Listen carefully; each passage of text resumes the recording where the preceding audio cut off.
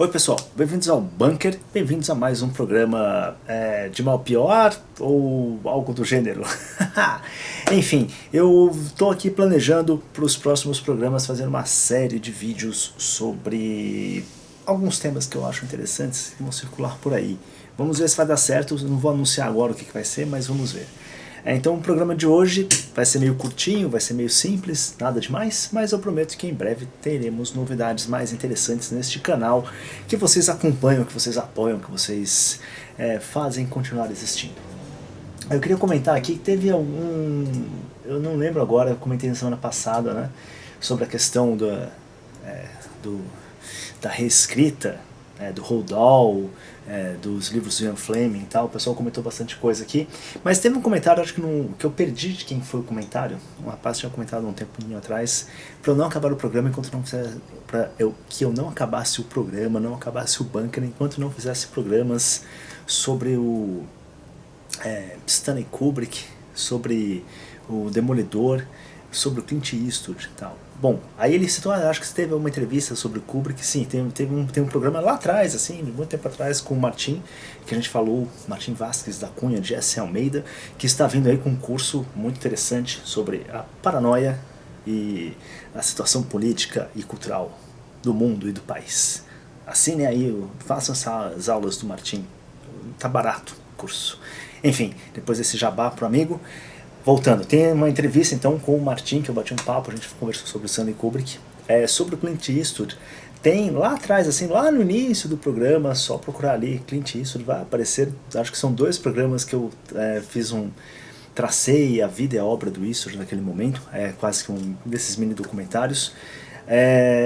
Da época em que o Bunker ainda era uma promessa de revolucionar o YouTube, a internet, as conversas sobre o conservadorismo e arte, tudo isso foi por água abaixo, nada mais existe, nada mais essa pretensão toda se foi.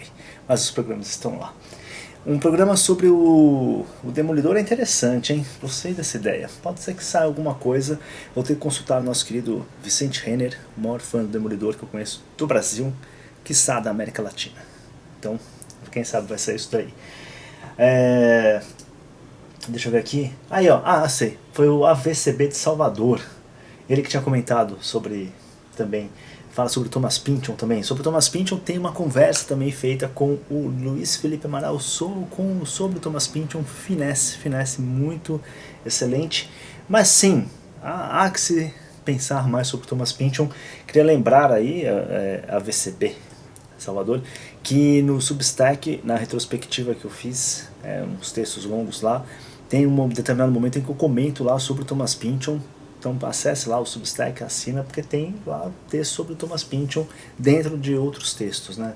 Dentro de outros temas que eu trato ali, tem um lá que falo sobre o Pynchon. Deixa eu ver aqui. O Vinícius Paiva sobre o Evangelion e como a cruzada contra a nossa identidade individual está muito bem representada em Evangelion. Deve ser Neon Genesis Evangelion, o anime que eu preciso terminar de ver. Eu confesso que eu não terminei de assistir, eu parei de assistir, preciso ler os mangás também, uma hora eu volto para isso. E aí, o Vinícius comenta que o cristianismo destrói todos os impérios opressores de dentro para fora. Exatamente, então tá tudo bem, não precisa sofrer muito não com o estado do mundo. Essa que é a verdade. Então tem isso, né? Tem essas coisas aí rolando, tudo. Hoje eu queria, na verdade, também comentar com vocês sobre 2 coisas interessantes. A primeira delas é que eu vou recomendar.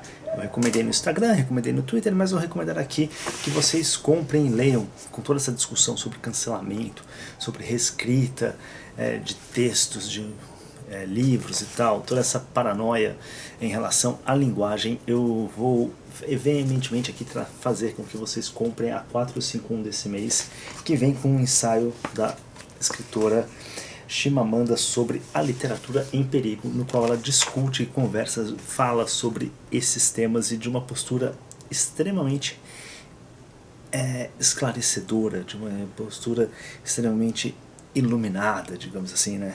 pensando bem, aqui, ó, sobre liberdade de expressão, é um dos melhores textos que vocês vão ler aí sobre esse tema. Mais importante ainda, é um texto publicado em uma revista que você não esperaria que saísse alguma coisa assim, apesar de nesse daqui tem até coisa interessante, tem uma análise aqui sobre as cartas do André Rebouças, aqui, Reflexões do Exílio. André Rebouças, né, que dizem aí, o maior intelectual brasileiro, o maior brasileiro, aquela coisa toda tal, sem muitas firulas. Não tenho aqui uma análise sobre as cartas que foram publicadas pela editora...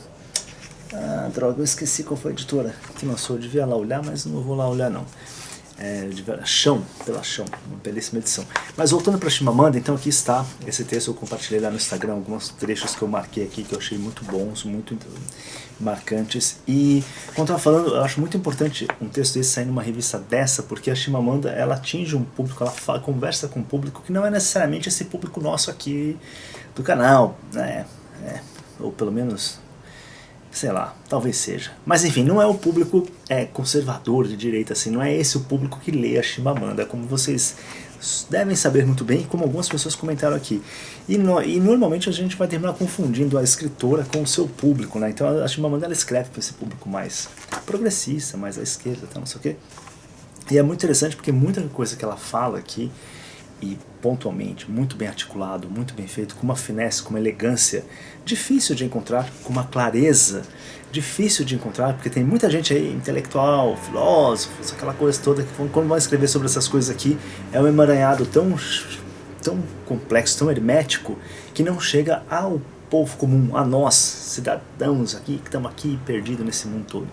A gente não consegue acessar esse texto, porque são muito elucubrados, e ela consegue uma clareza que, isso para mim é muito fascinante, uma elegância na escrita que eu achei excepcional, assim, uma das coisas que primeiro me chamou a atenção. Mas, voltando, é um texto que vai muito contra o que hoje em dia se discute muito na esquerda, se fala muito na esquerda, né, sobre a sensibilidade do leitor, sobre a sensibilidade do texto, sobre todas essas coisas que a gente pode chamar de woke, né, e tal. Enfim, ela vai muito contra isso, eu achei muito legal, então eu recomendo que vocês leiam. O texto está na internet, então dá para achar na internet também, mas eu recomendaria que vocês comprassem a revista, porque essa aqui é uma revista que, cara, eu acho que é histórica, vale muito a pena guardar e ter em casa, de verdade. Então, isso aqui é uma coisa que eu queria muito falar com vocês. Eu leio um trechinho aqui para vocês, não só porque é importante, mas porque é pra gente matar tempo aqui também, e o programa não ficar tão curto. Isso aqui eu achei muito bom. Perdi a conta de todos os livros que me ofenderam, me enfureceram e me enojaram, mas eu jamais argumentaria que eles não deveriam ser publicados. Cara, isso aqui pra mim é muito importante pelo seguinte, porque isso aqui fala não só... Porque esses 2 últimos programas que eu fiz, eu deixei de lado uma coisa, né? A gente falou, o leitor sensível, o wokeismo, os caras progressistas querem censurar os livros, reescrever e tal. Só que isso acontece também, se não a reescrita, acontece a censura, o bloqueio, a interdição, o que quer que vocês queiram falar, campanhas contra, que partem da direita conservadora, reacionária, o que quer que seja, contra obras de arte que as ofendem, que elas acham que de, sei lá, baixo calão, que são pornográficas, que isso e que aquilo. Então, assim, uma coisa muito importante nesse texto é que a gente não deve olhar só para o lado que hoje domina, né, as mídias sociais, com os cancelamentos, com as censuras, com as reescritas, que é esse lado mais, digamos, progressista à esquerda. Mas existe esse verme de censura, esse monstrinho de censurar, de boicotar tudo, muito dentro do pensamento da direita conservadora, da direita reacionária, até da direita liberal. Lembremos aí que quando teve lá vários casos aí em que a direita quis boicotar exposição de arte, quis boicotar livro, quis boicotar presença de o que quer que seja, de performance artística e tal, sem entender contexto, sem colocar em nada, simplesmente pegando o valor de fachada da imagem e falando, isso aqui não pode, isso aqui está proibido e tal. E tá aqui a Chimamanda dando uma lição de civilidade, né? Uma educação para nós bárbaros. E outra coisa que eu queria recomendar para vocês é um livro que eu comecei a ler esses dias e que absolutamente essencial, obrigatório, muito importante que vocês leiam. Para mim, acho que é um dos melhores livros do ano e eu ainda nem terminei, mas é incrível, que é o livro de memórias do Ai Weiwei, Mil Anos de Alegrias e Tristezas. Ai Weiwei é hoje um dos maiores artistas plásticos do mundo, uma figura extremamente conhecida no meio artístico, tudo. Pode não agradar aí o público mais classicista, pessoal mais não sei o que e tal, mas eu acho muito interessante o trabalho do Ai Weiwei. E neste livro ele conta memórias, a história da vida dele. E o Ai Weiwei, para quem não sabe, ele nasceu na China, ele é chinês. O pai dele era poeta na China, um poeta de esquerda que depois foi acusado de ser direitista, que foi mandado para um campo de reeducação, para ser reeducado pelo trabalho. O Ai Weiwei foi com o pai para esse campo, para esse lugar de trabalhos forçados, ficou um tempo lá e foi desenvolvendo a história dele. Então, assim, é muito interessante porque o Ai Weiwei é um cara que nasceu e cresceu sob um regime totalitário. Então, este livro aqui é uma reflexão de um artista sobre o que é você viver dentro de um regime totalitário, combater um regime totalitário, superar esse regime totalitário, e para mim é um dos livros tão importantes, quanto foi o Arquipélago Gulag do Solzhenitsyn, ou como foi o Recordação das Casas dos Mortos do Dostoiévski. É absolutamente fascinante isso daqui. Tem um trechinho aqui no começo que eu achei absurdo, que você fala, cara, você vê o nível em que ele entra já. Ele fala assim, logo no primeiro parágrafo, né, que ele fala, ele nasci em 1957, vou começar de novo, nasci em 1957, 8 anos depois da fundação da Nova China. Meu pai tinha 47 anos. Durante a minha infância, ele raramente falava do passado, porque tudo estava envolto na espessa névoa da narrativa política dominante. Qualquer pergunta a respeito dos fatos poderia desencadear uma reação terrível, demais para ser enfrentada. E aqui o trecho que eu até marquei aqui, importante. Eu marco o livro, tá, gente? Eu anoto, dobro, faço tudo. Ao satisfazer as exigências da nova ordem, a população chinesa se sujeitou à devastação da sua vida espiritual e perdeu a capacidade de narrar os eventos tal como de fato ocorreram. Então, assim, daí você já começa, né? Você vê que o Ai Weiwei vai entregar, né? Vai entregar um baita texto só dessa questão de falar da vida espiritual dentro das consequências da Revolução Chinesa, da vida espiritual das pessoas. Aí você vê que o nível já é outro. E aí ele também vai, assim, tem uma parte aqui que ele fala também, faz uma grande crítica ao mundo da arte ocidental, que bom, estou pulando várias coisas aqui, mas ele também tem essa crítica muito importante, que é uma crítica ao mundo da arte ocidental, em todos os seus aspectos, que se aproveita hoje de da economia chinesa para faturar dinheiro, mas que para fazer isso